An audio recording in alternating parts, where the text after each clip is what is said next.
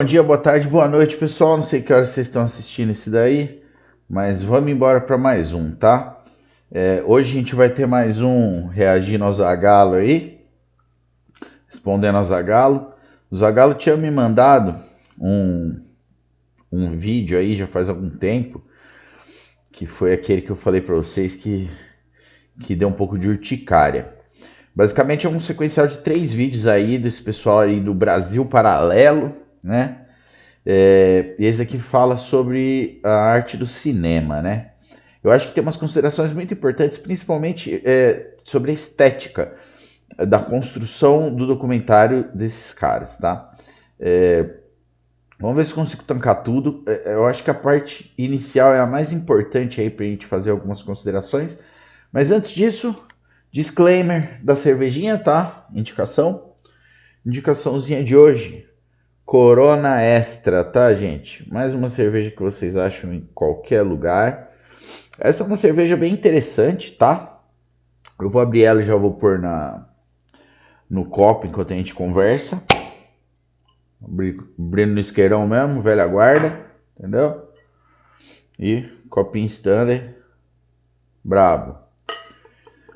A Corona é uma cerveja aí que surgiu em 1925, no cerveja mexicana, tá?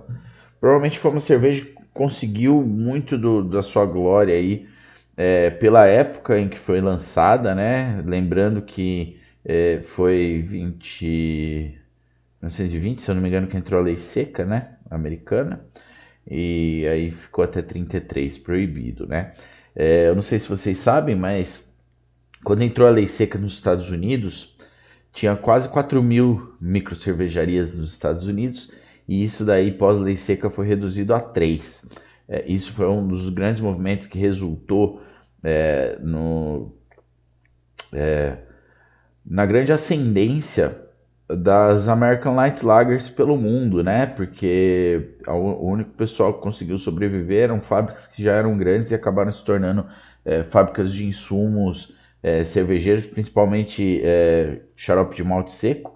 Que é uma coisa interessante é que era proibido você produzir cerveja, era proibido você vender cerveja, era proibido você consumir cerveja.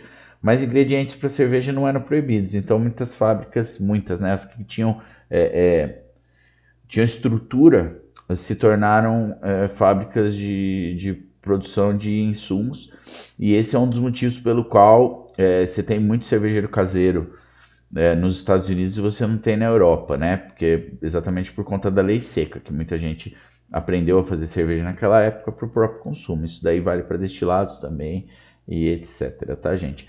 Outra coisa interessante da Corona é que um dos fundadores, eu acredito que é a segunda geração, acredito que deve ter sido o pai desse cara que armou a fábrica, né? Imagino, porque ele era muito jovem na época, mas ele morreu agora em 2016, com 99 anos. Ele chamava Anthony, alguma coisa. E ele deixou de herança, né?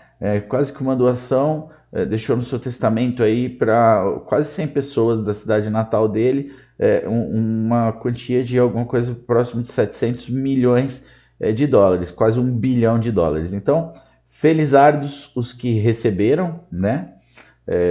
A imagem do bom burguês, mas a gente pode conversar sobre isso depois. Eu não acredito que doação pós-morte de dinheiro resolve desigualdade social. Na verdade, não. Ele criou novos ricos e não seriam nem bem ricos, né? Porque a gente sabe que 7 milhões de dólares, apesar de ser muito dinheiro mesmo, dependendo do estilo de vida que você leva, ele não é transgeracional, né? Ele acaba, né? Não são bilhões de dólares que realmente vira transgeracional aí, né? Uma outra curiosidade legal é que você deve ter percebido que ela vem numa garrafa transparente. Normalmente cervejas vêm em garrafa marrom para impedir a luz de entrar e que aconteça um efeito que a gente chama de light struck, que a gente chama de cheiro de gambá no meio cervejeiro, tá? Ela no caso usa tetraisoalfácidos, que são alfácidos pré-isomerizados, tá? Então, tanto para dar o seu amargor aí quanto uma pitadinha de aroma, ela já usa esse produto laboratorial aí em substituição ao lúpulo in natura e consegue fazer essa garrafa transparente e ela é muito bonita. É uma cerveja extra, ela tem na versão extra e light, tá? Extra é por conta da quantidade de açúcar primitivo que ela tem, extrato primitivo, quantidade de açúcar residual, tá? Então é uma cerveja com mais corpo. É uma cerveja super leve, mas ela tem mais corpo em relação à light, tá? Bom, passamos os disclaimers. Recomendada, tá? A Corona é muito bom, gostoso. Bota um limãozinho aí, fica show de bola, tá bom? Eu viciei nessa porra depois que eu saí da cervejaria. Antes lá eu só tomava cerveja fabricada lá pela gente, né? E aí esse daqui foi uma cerveja legal aí para tomar no dia a dia. Eu recomendo bastante. Bom, sem mais delongas, vamos ao Gimo.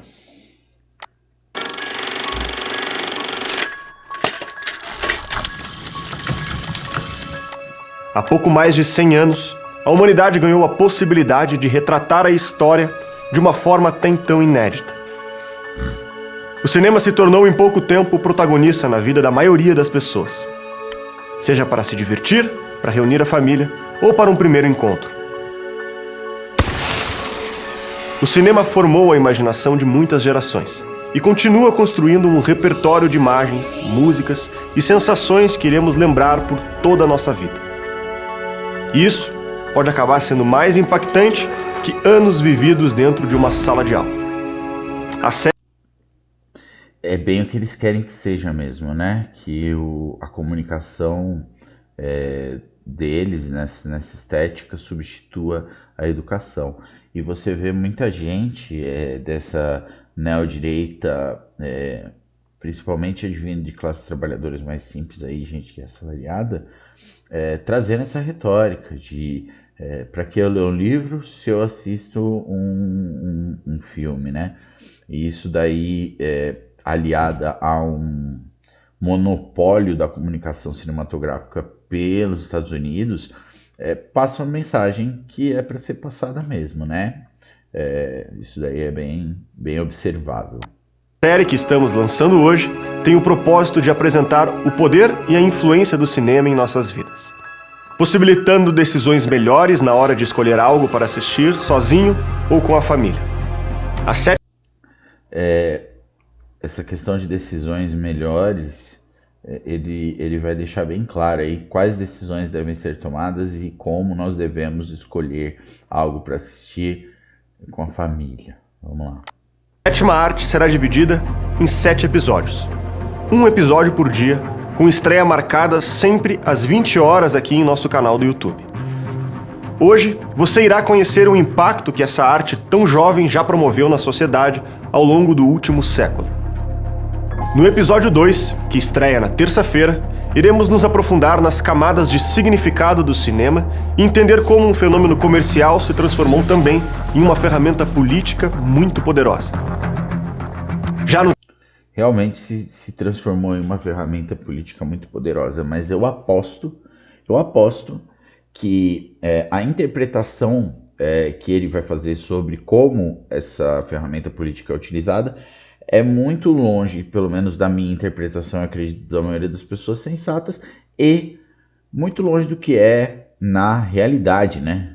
No estrito senso dos fatos, né? No terceiro episódio, apresentaremos uma tese inédita sobre o progressismo no cinema.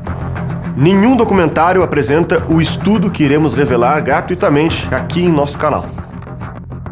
Por fim, dos episódios 4 ao 7, iremos nos aprofundar em 4 grandes obras do cinema: O Poderoso Chefão, Star Wars, A Felicidade Não Se Compra e O Senhor dos Anéis.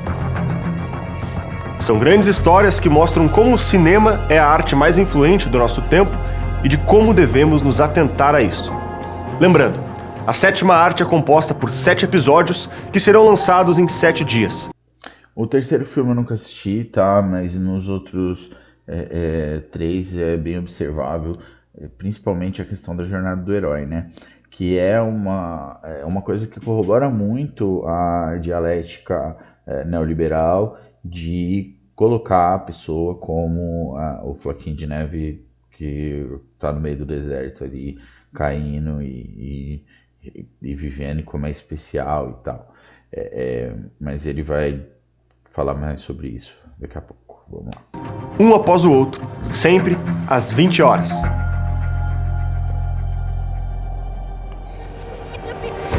Quem acompanha o nosso trabalho sabe que há cerca de um mês lançamos a nova Brasil Paralelo. Aumentamos a frequência.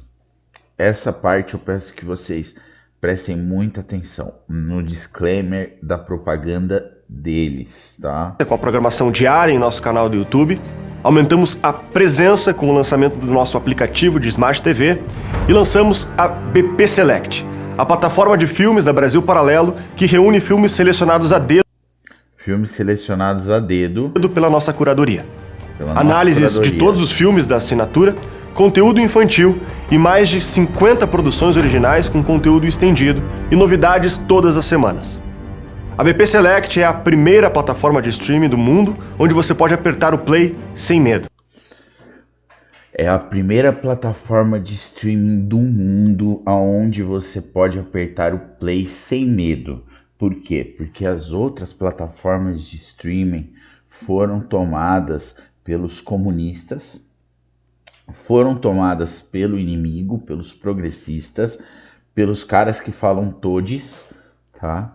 Todas as outras, menos a deles, tá? É a única plataforma segura para você conseguir assistir com a sua família, porque as outras você precisa ter medo. Sem medo de errar, sem medo de perder tempo e de assistir conteúdos inadequados ou até mesmo não entender a história. Certo, não entender a história realmente, porque vocês fazem exatamente uma produção rasa, quase que estúpida, tá?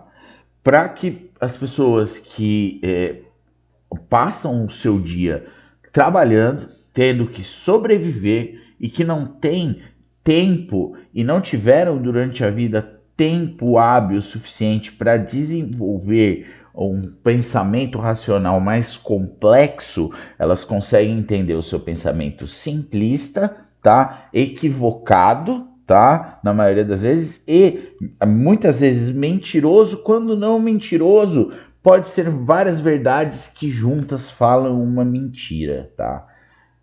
Escolhemos a dedo todos os filmes da nossa assinatura.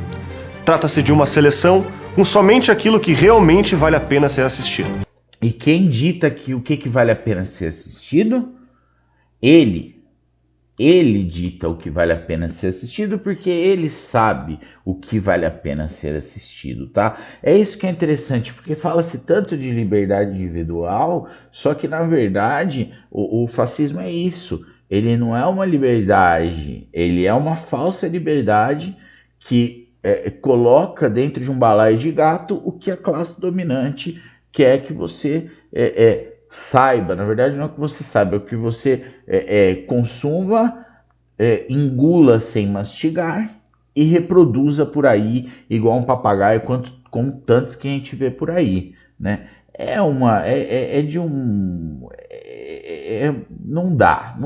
É impressionante. São milhares de assinantes espalhados por todo o Brasil e relatos que não param. E o interessante é que, é óbvio, ele não tem um projeto fascista. Esse imbecil é só pago por alguém, tá? Eles provavelmente receberam muito dinheiro no governo Bolsonaro, por isso que os caras explodiram pra ficar reproduzindo essas merdas. De nos surpreender. Ao assinar a BP Select, você contará com análises exclusivas da nossa equipe para todos. Olha que interessante.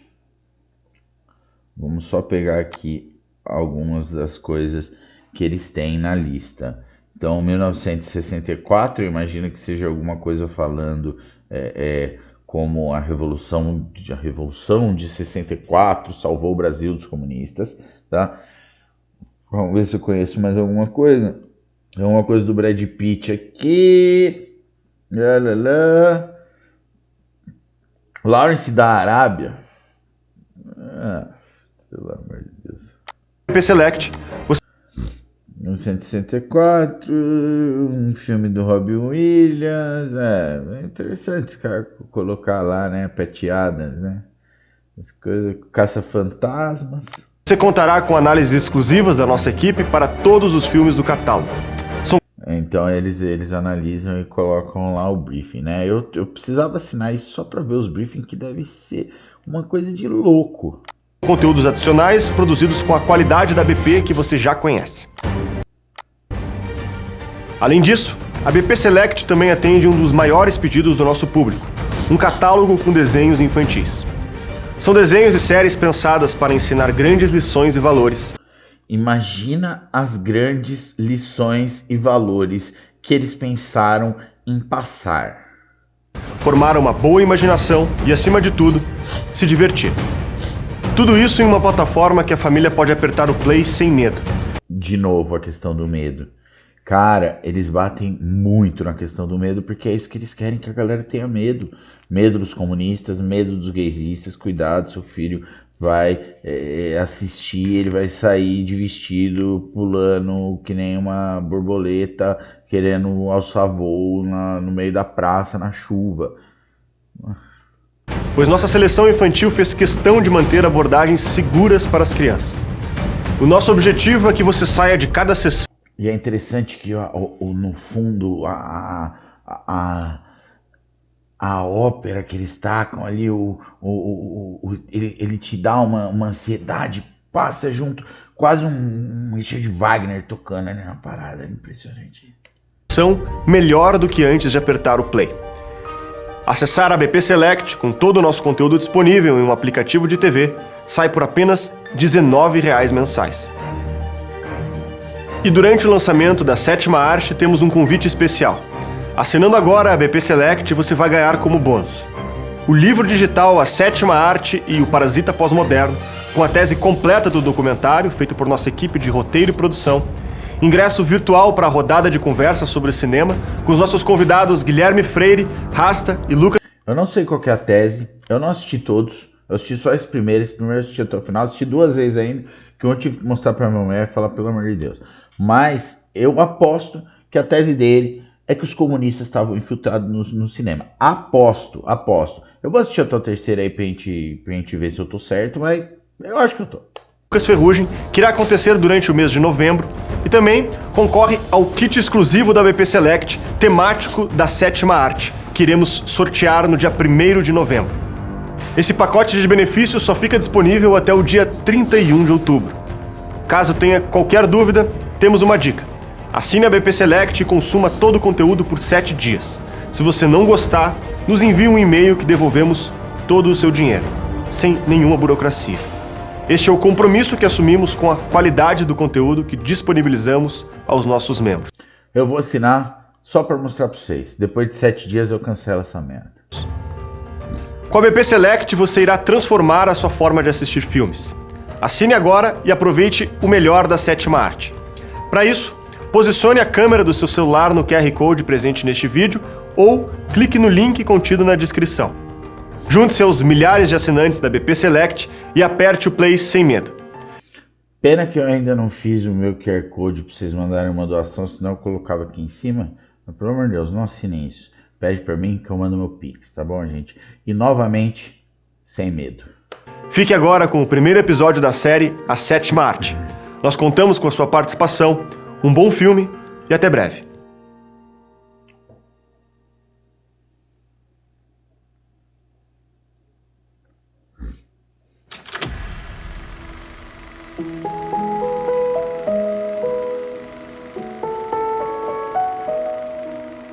Quando eu tinha 3 anos, eu lembro do Rei Leão e eu lembro do... Tinha uma parte interessante aqui, que eu não sei se já passou, tá, gente? Eu quero ver se eu acho aqui. Eu não sei se é mais pra frente. Eu acho que ainda não passou. Ainda não passou. De ter o cobertor do Rei Leão e de juntar com meu pai e ter uma experiência aconchegante. Lembro do meu pai, minha mãe, minhas irmãs. A gente indo assistir filmes, comendo pipoca, tomando refrigerante. Quantas sessões de cinema, sábado à tarde, domingo à tarde, com a minha família. Depois do cinema em casa, com as minhas filhas. Assim, eu esperava muito os finais de semana chegar, pra gente poder ver alguma coisa, ir pra uma matinê.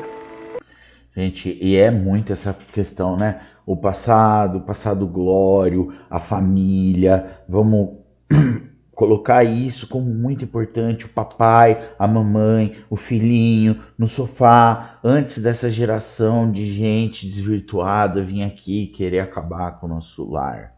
E vim de uma época que é muito diferente de hoje, né?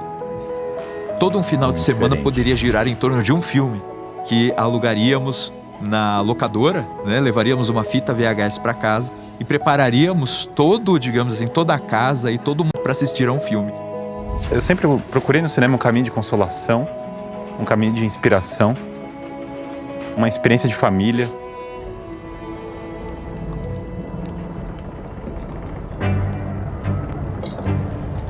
Let me tell you a story.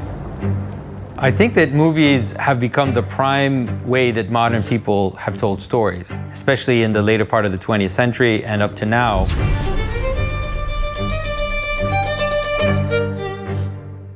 Você colocar as pessoas numa sala escura, focadas em uma ideia, em uma história, é algo muito poderoso. Nel cinema c'è qualcuno che parla a qualcun altro per circa 2 ore al buio.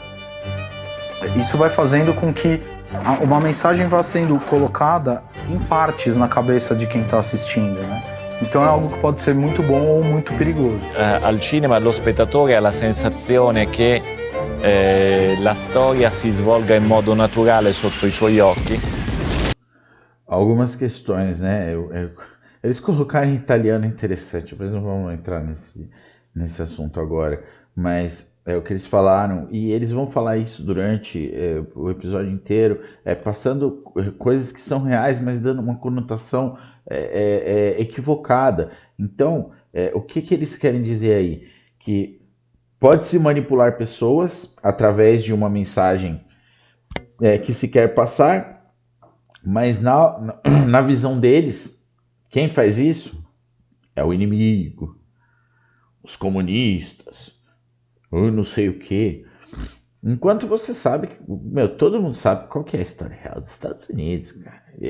A mensagem que é passada em praticamente todos os filmes hollywoodianos da história é uma mensagem do sonho americano, entendeu? É uma mensagem neoliberal explícita, é uma mensagem para corroborar o modo de vida americano, a história que foi construída em volta do modo como eles pensam a vida, e é isso, em praticamente 100% dos filmes norte-americanos. Você não tem outra mensagem. Outro dia eu estava tentando procurar, e falei, deixa eu assistir uma obra contra-hegemônica, vamos dizer assim, né? Você não tem outra história, você não tem outro modo de ver, tá? Algumas produções de alguns cineastas de outros países, eu lembro um muito legal que era as Cartas Vermelhas de Iwo Jima, alguma coisa assim, que era um filme japonês que eu assisti quase 10 anos atrás, que mostrava uma outra visão, a visão dos soldados japoneses durante a Segunda Guerra Mundial, principalmente, na verdade, dos parentes de soldados japoneses que ficavam quando os pilotos kamikazes iam embora de casa para missões que sabiam que nunca mais iam voltar. Mas essas obras são pouquíssimas, cara. Pouquíssimas. Na maioria das vezes é o sonho americano instalado, sabe? E eu não tô falando que é ruim.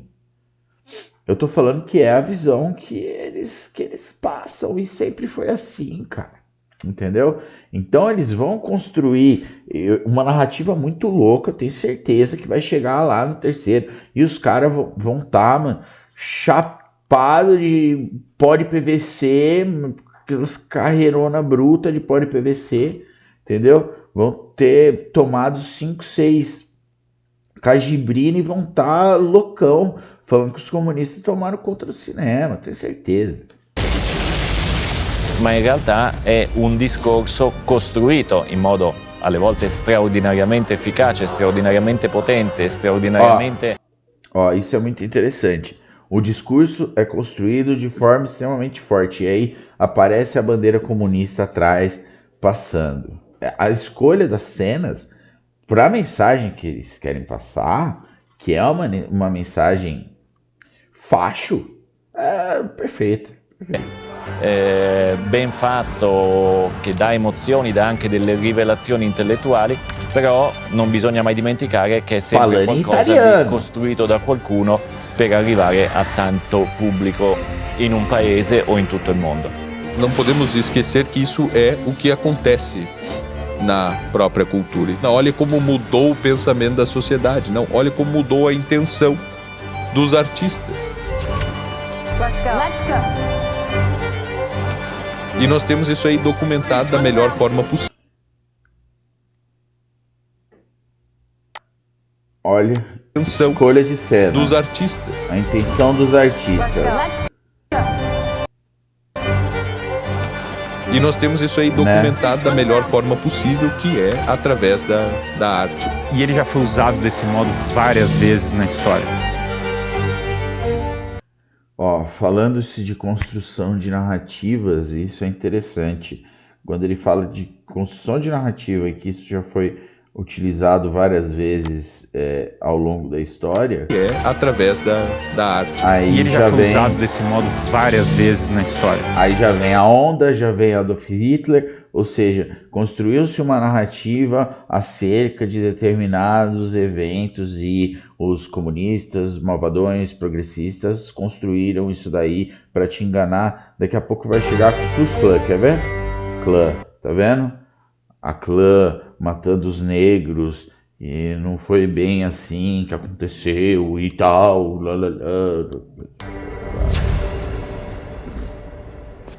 Mano, é propaganda facho braba. Aqui, ó, essa parte interessante. Vamos lá.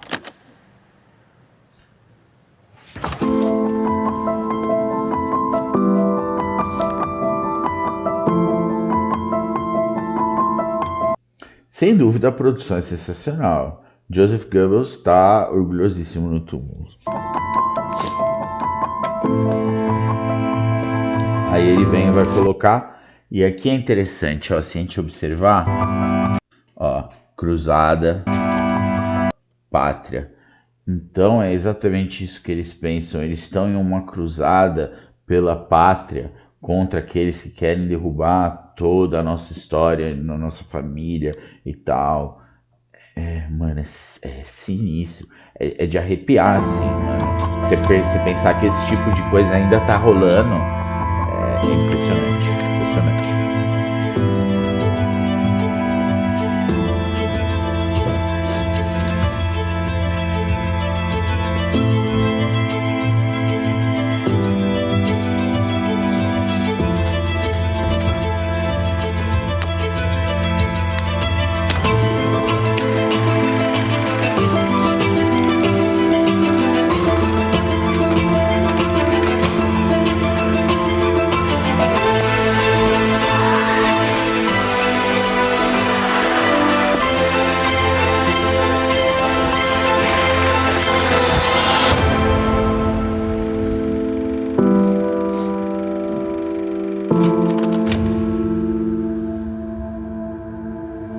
O cinema é chamado das 7.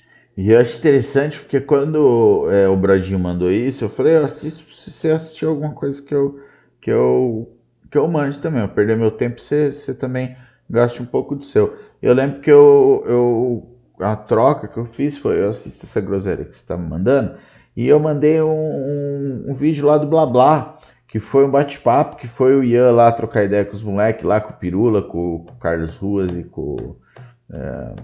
esqueci o nome do rapaz lá, dono do Blá Blá. E mandei pra ele, ele falou, meu, como assim? Eu te mando uma super produção como essa e você me manda uns caras trocando ideia, manda também um documentário bem feito e tal. Gente, de verdade, se os Comuna tivesse o patrocínio que esses caras têm de ganhar dinheiro do governo, assim, uma quantidade massiva de dinheiro do governo sem ter que responder nada ninguém não, né? Eles tinham que responder ao Bolsonaro e sua caterva, sua malta. Mas, meu, ia fazer, imagina.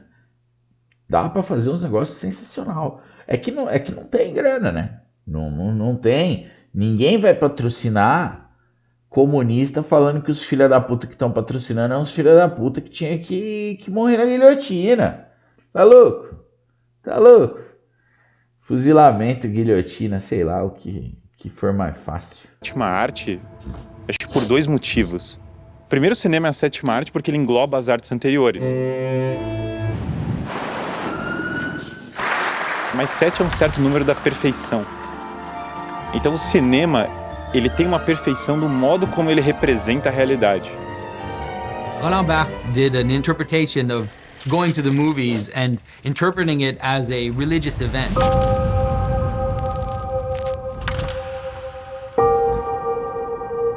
The curtain that opens and, you know, this sense of you wait in line.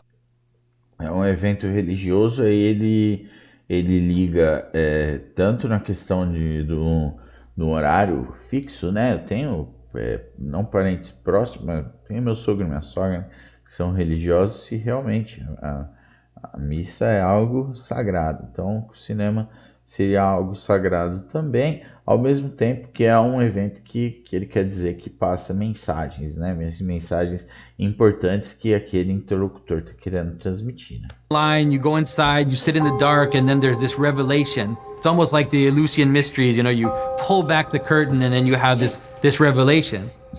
Onde todo mundo fica em silêncio, prestando atenção numa coisa só, cercada do escuro. É algo muito mágico. Para mim, é quase um ritual. É quase como se fosse uma missa, na verdade. And also we come together, we're all sitting together, there's a communal aspect to movies.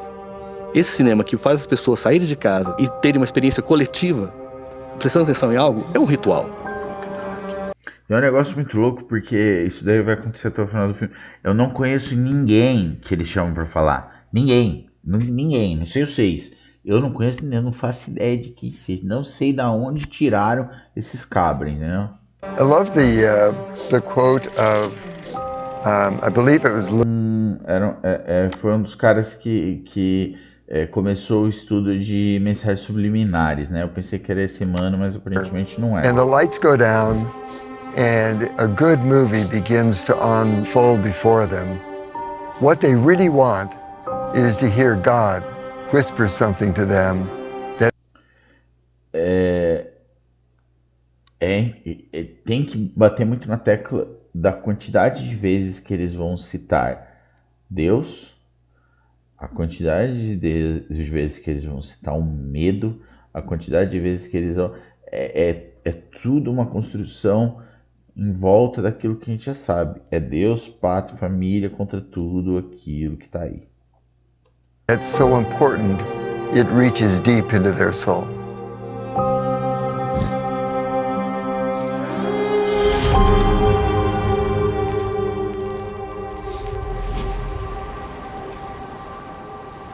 Eu creio que a arte do cinema é a arte mais convincente que a humanidade já produziu.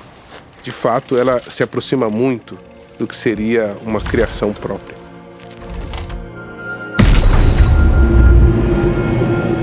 No princípio era a luz, e a primeira coisa da arte do cinema é a luz. Acende uma luz e eu consigo enxergar as coisas. You must face the long dark of Moria. I think one of the things that makes people like looking at screens and looking at movies is because you're watching people in light. It's pretty. I think this is like really basic human idea. Just the image of someone that is manifested to you in light is something which is entrancing in itself. Because you're basically looking at like transfigured beings in front of you that are projected to you in light. And so it has all these religious connotations that are, universal in every culture. Todas essas questões religiosas que são universais em todas as culturas. Não necessariamente, cara. Não necessariamente, porque sim, você tem a ideia do ser superior em quase todas as culturas, tá? Hoje você já tem um movimento para outro lado, principalmente em países mais desenvolvidos, tá? Como, por exemplo, os países socialistas, tá? Que já conseguiram superar essa questão religiosa, tá? A China, ela tem uma religião um pouco mais filosófica, né? Não deísta. Os países social-democratas conseguiram superar muito bem a religião. Então você pega países nórdicos, tem uma religiosidade bem baixa, a própria Austrália tem uma religiosidade baixa, o Canadá tem uma religiosidade baixa, cada vez mais baixa. Por quê? Porque quando você não precisa, você sabe que você consegue pagar a conta amanhã, você não precisa rezar, entendeu? Você sabe que você vai ter onde morar, que você vai ter o que comer, que seu filho não vai morrer de fome, você não precisa rezar, entendeu? Mas sim, eu entendo que você tem uma representação deísta em muitas culturas, tá? Mas não são necessariamente todas as culturas, tá? Você tem a questão do budismo, que ele não é deísta, apesar de ter uma determinado culto a um ser transcendente que seria Buda, tá? Eu entendo o que ele diz, mas eu não acredito que seja universal. Nisso daí ele tá colocando um pouquinho de eurocentrismo no meio, né? Que seria Europa, Oriente Médio ali, né? E que já está colocando isso como todas as culturas, o que não necessariamente é verdade. Você tem cultos a deuses que são mais impessoais, você tem a própria religião chinesa, onde você não tem um deus, então pero no mucho. Our world was born. Depois Deus separa a luz das trevas. A primeira experiência que eu sei no filme é você vê o filme preto e branco e você vê a luz e as trevas, você vê o cinza entre as coisas e você consegue enxergar a imagem. E uma coisa interessante é que eles estão a todo tempo assumindo que Deus existe. Deus existe, ponto.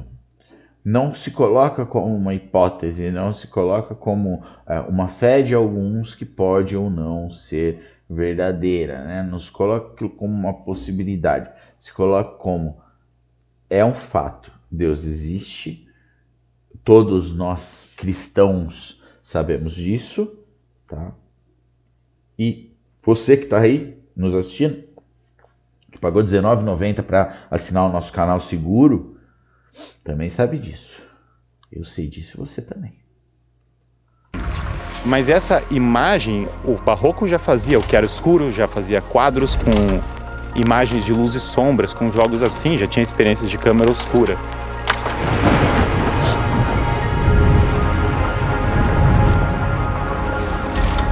A marca do cinema também é um movimento. Então, ali no Gênesis, Deus lança o firmamento da terra e separa as águas das terras, né? Então, o movimento, você passa do nada para o algo se movimentando, da potência para o ato. Eu acho que essa é a primeira sacada de que o cinema é mais do que a fotografia. E que ele pode contribuir para um movimento que ultrapassa o simples registro factual. E aí, quando você vê as imagens... Desculpa interromper de novo, mas, mano, ele é muito almofadinhas, mano. Olha a cara de almofadinhas dele. Aqui em casa a gente chama esses carinha aqui, que nem ele, pela saco, de almofadinhas, tá ligado? É muito, olha isso daí, cara, almofadinhas perfeitas. Imagens sobrepostas, você vê um certo movimento, né? Você já tem aqueles flipbooks, aquela passagem de imagens. Então você vê a luz e a sombra se movimentando.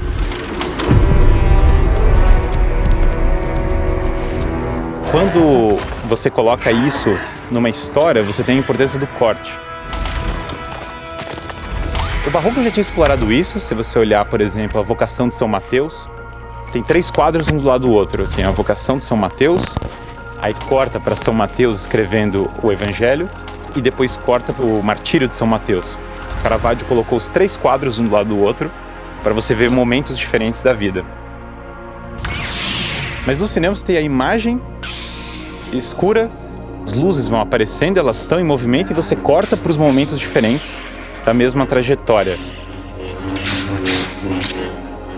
Então, a narrativa é uma primeira seleção da realidade, né? A gente está selecionando o que é importante e o que não é. E a gente está tentando encontrar a inteligibilidade de um acontecimento. The biggest, the most important, the most audience-satisfying filmmakers, what they do is just steep the story.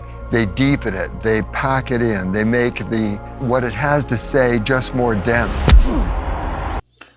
A impressão minha, ou esse velho faz o Aemon Targaryen, o velho mestre lá da Patrulha da Noite em Game of Thrones. Eu acho que é ele mesmo, não é? Eu acho que é. Olha o Stallone. Here we go. Quiet. Sylvester Stallone. Mas você está perto. She's got to talk into the mic. I can't pick it up. Cut! Don't you remember I told you? There's a microphone right there. In the bush.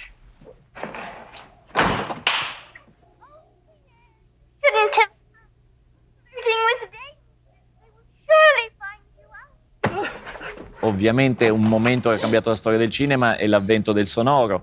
No começo o cinema tinha um cinema mudo.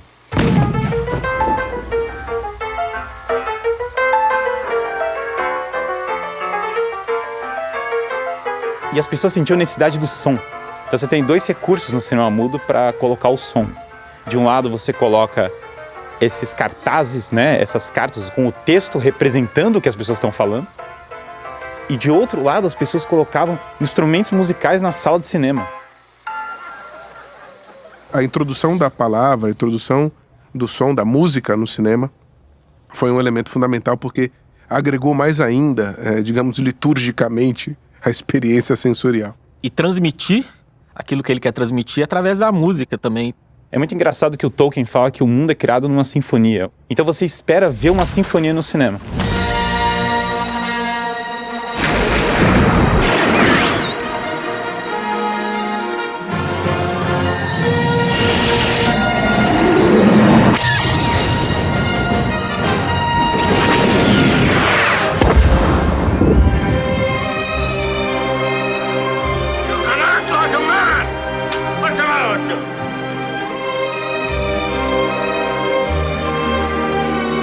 Leave the gun. Take the cannoli. I'm gonna make him an offer he can't refuse.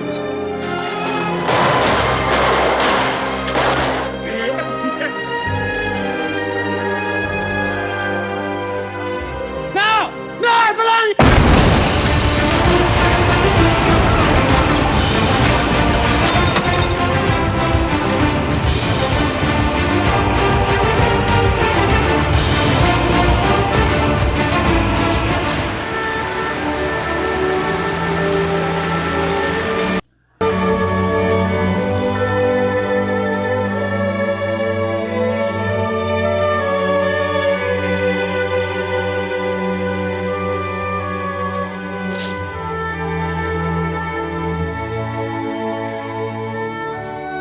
Aí você fecha a sétima arte com começo, meio e fim, envolvendo o som, a luz, a imagem, as trevas e o bem. Esses símbolos, em última instância, eles vão falar também sobre o elemento moral. Se as trevas e a luz em conflito, qual delas vai triunfar e o que tem no meio do caminho entre essas coisas.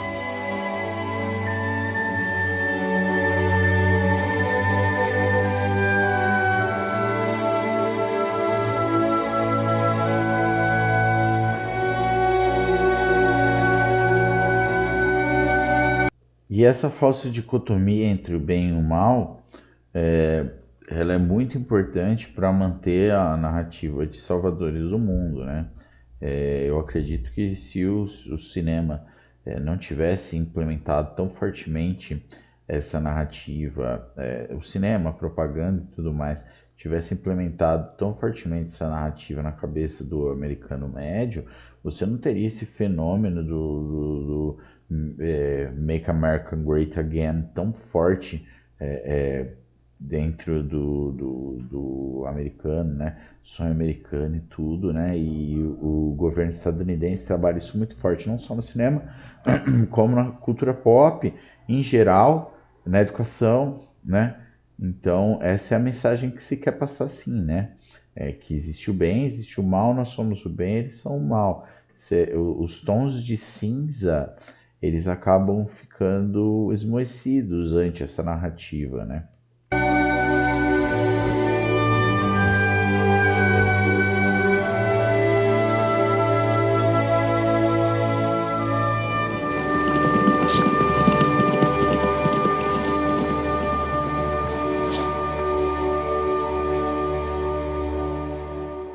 Quer assistir a filmes selecionados a dedo pela equipe Brasil Paralelo? Por apenas R$ 19,00 mensais, você assina a BP Select e acessa um catálogo de ponta com filmes, análises e podcasts.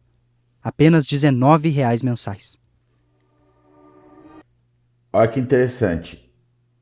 Isso não era propaganda, porque eu pago o YouTube Premium. Eles colocaram a propaganda dentro do filme deles. Remember Prometheus, don't you? Stole the secret of fire and gave it to man. Made Zeus so angry, chained Prometheus to a rock in the Great Caucasus. And each day, his eagle pecked out the poor man's liver. A narrativa, ou seja, contar histórias, é uma das formas primordiais que o ser humano tem para entender o mundo. Parece que isso é um ímpeto natural. O ser humano quer histórias. Ele quer saber de onde ele veio, ele quer saber para onde ele vai. E ao mesmo tempo ele quer saber o que ele pode fazer diante dele. Ele é original, ele é uma alma irrepetível, diferente de todas as outras. Ele é original, irrepetível. Ele é uma alma diferente de todas as outras. Cara, isso é pura ideologia neoliberal. Você tá maluco? Não, o ser humano não é não, ele não é irrepetível, não, ele não é original. Cara, por isso que você tem estudos de massa, por isso que você consegue colocar a galera em grupos, sabe? Porque as pessoas em geral, da maioria das coisas, elas são parecidas. Tem as suas individualidades, tem, mas na maioria das coisas as pessoas são pessoas. Na imensa, gigante, esmagadora maioria das coisas, as pessoas são pessoas. Entendeu? O mesmo problema que você tem, o seu vizinho tem, o cara na China vai ter, o cara na Arábia vai ter, o cara com as devidas proporções, com a devida diferença cultural, a devida continência, diferença de tudo. Mas a maior parte das construções que você tem são devido ao local que você nasceu, é uma construção da história, não porque você é assim. A maioria das coisas que você pensa, você não pensa, você pensa que você pensa, mas isso daí foi construído de acordo com aonde você nasceu, as histórias de vida que tem lá. E eu aposto que a maioria das pessoas, cara, na sua cidade, no seu bairro, no seu país, elas têm muito mais semelhanças com você do que diferenças. Porque as pessoas não são um floquinho de neve no meio do deserto. E é interessante que ele, na hora que ele joga essa narrativa, ele coloca ali Moisés abrindo um mar e tal. E é isso. Você é o escolhido, meu. Vai lá. Você vai ser a grande diferença no mundo, no seu bairro, na sua família. No seu... Quando no fim você não vai ser bosta nenhuma, irmão. Você é mais um fudido que ganha, mano, 1.000, 2, 3, 4, 5 conto aí e vai trabalhar que nem um filho da puta, entendeu? Pra bancar os imbecil que paga pra esses caras pra fazer essas merda, mano. Tá louco. Eu ainda tirei o som dessa bosta. Sei lá como. Não é questão diante dele. Primeiro entende o mundo através das narrativas. E é isso que eu chamo de mito. E aí vai entrar na questão da jornada do herói, que, meu, é fortíssima pra construir a narrativa que eles querem construir. Mito é a narrativa fundadora. São aquelas histórias que explicam para uma comunidade como o mundo é e o que a existência humana é e o que a gente deve esperar. You know, when the bards would sing the Iliad to the Greeks, they were doing it not just to entertain them on a late evening. They were doing it to help them help people commune together and recognize their story. Sim, mitos fundadores, eles são feitos para provocar um sentimento de união nas pessoas, mas eles são feitos por um motivo, tá? Porque esse sentimento de união nas pessoas faz com que elas sejam mais facilmente controláveis, tá? Então, normalmente, os mitos fundadores, eles vão mudando de lado de acordo com o interesse dos governantes. Então, quando foi instituído o cristianismo no Império Romano, ante a religião pagã, né, que seriam dos deuses da natureza que foram herdados dos gregos, isso daí teve um objetivo político, porque se entendeu que ante o cristianismo seria mais fácil controlar aquelas pessoas e fazer com que se executasse o plano de dominação vigente na época, gente, tá? Então não é porque o imperador começou a crer que Jesus Cristo, que não sei o que. Não, gente, não era. Não era. Tô falando pra vocês. Não era, tá? Não era. Acreditem. Tudo tem um motivo político. Tudo está ligado à dominação e jogos de poder. Tudo na história você consegue dar uma explicação material. Ponto. Não tem. All the dark aspects and the positive aspects of their story. Então a imaginação e a memória juntas aí, você tem vivências, experiências, né? Você se abre pro humano, é uma experiência antropológica de o que é o homem e em que medida isto também sou eu. Eu posso passar por algo parecido, eu posso me ver diante de um desafio desse. Então nisso o cinema acrescenta muito. É isso, a gente vive nos nossos mitos fundadores, a gente reage a eles e não aos fatos brutos como a gente acha que está reagindo. Por quê? Porque o pensamento humano ele é inevitavelmente simbólico. E um modo privilegiado de símbolo é a narrativa. And there, a mechanical wonder allowed me to see the sun rise for the first time in 200 years. And what sunrise? Galera, eu vou encher meu copo porque tá difícil, já volto. Vamos continuar, tá ficando meio longo essa caralha. The human eye could never see them. Silver at first. Then as the years progressed in tones of purple, red, and by long lost blue.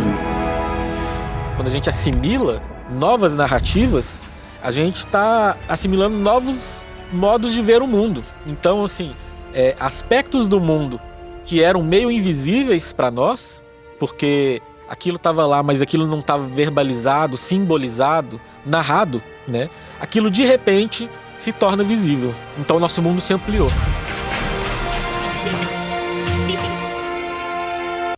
Mas é interessante ele falar isso, visto que a maior parte dos modos de ver o mundo narrados pela cultura mainstream, eles são muito parecidos, né? Você tem uma repetição, que é isso que eles vão bater bastante na tecla, que é uma repetição constante de determinadas formas de ver o mundo extremamente hegemônicas, né?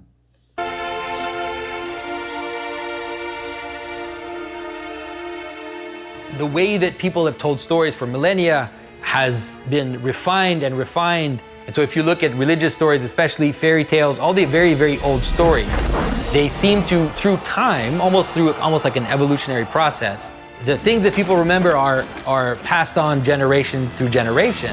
So if you look at old stories, what you see are very powerfully condensed symbolic stories. É interessante se observar de uma frase do próprio George Orwell, né?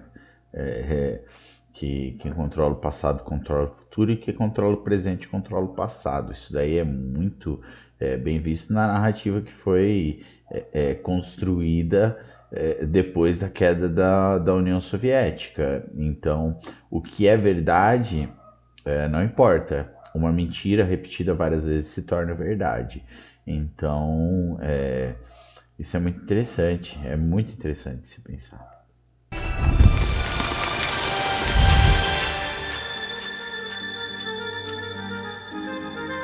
Então antes você tinha o jornal, você tinha o folhetim, a novela de folhetim, mas que era muito restrita, a pessoa tinha que saber ler. Então acho que o grande salto, digamos, que o cinema dá, que a partir de agora qualquer ser humano é capaz de o quê? Acompanhar uma história, acompanhar pessoas fazendo coisas num ambiente. É mais fácil realmente você passar a mensagem que você quer pelo cinema do que ensinar a galera a ler.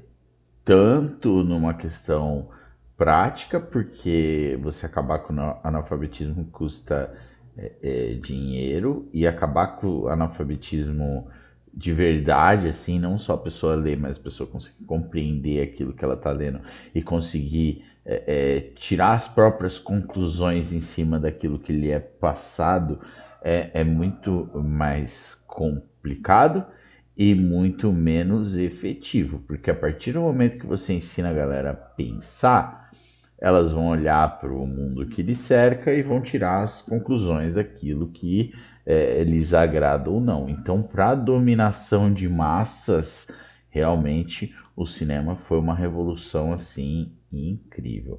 Nós não precisamos ensinar as pessoas. Agora, nós conseguimos passar aquilo que nós queremos de forma bem mais simples, de forma popular e de forma que chegue no máximo de pessoas possível.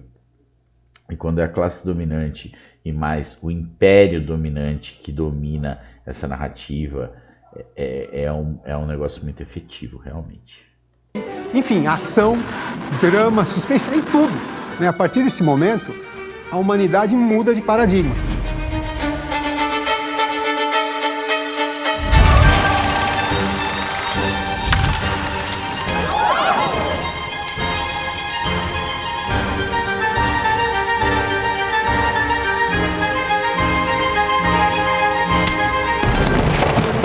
Agora ainda falta alguma coisa. Quando estão as coisas desenhadas desse modo, né? Eu sinto no cinema a necessidade de ver alguém, né? Mas eu preciso de uma pessoa, que me conte uma história, que conte a vida dela. Who is it? George Bailey. Oh, you mean the kid that had his ears slapped back by the druggist? That's the kid. É engraçado, Deus cria a imagem e semelhança. O ator, ele imita algo, ele sempre está imitando algo. Mas se ele representa algo de profundo e algo que eu já vivenciei, algo que se relaciona com a minha história de vida, eu tenho uma empatia com aquele ator, eu consigo me ver representado nele. Sure you remember Achilles from Tales of Troy? He's my favorite.